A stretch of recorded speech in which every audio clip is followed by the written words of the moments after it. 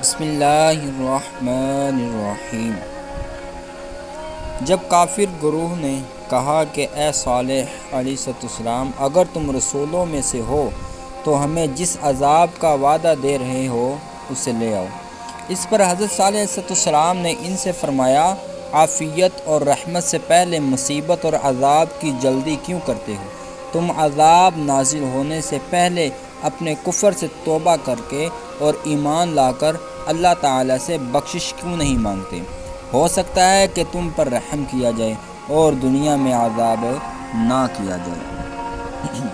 جب حضرت صالح علیہ السلام کو سمود کی طرف نبی بنا کر بھیجا گیا تو ان لوگوں نے حضرت صالح علیہ السلام کو جھٹلایا۔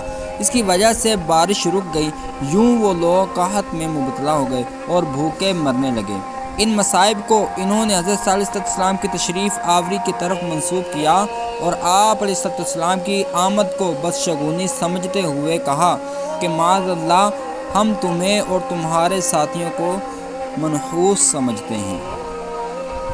قوم سمود کے بدشگونی لینے پر حضرت صالح علیہ السلام نے ان سے فرمایا کہ تمہیں جو بھلائی اور برائی پہنچتی ہے وہ اللہ تعالیٰ کے حکم سے ہے اور وہ تمہاری تقدیر میں لکھی ہوئی ہے۔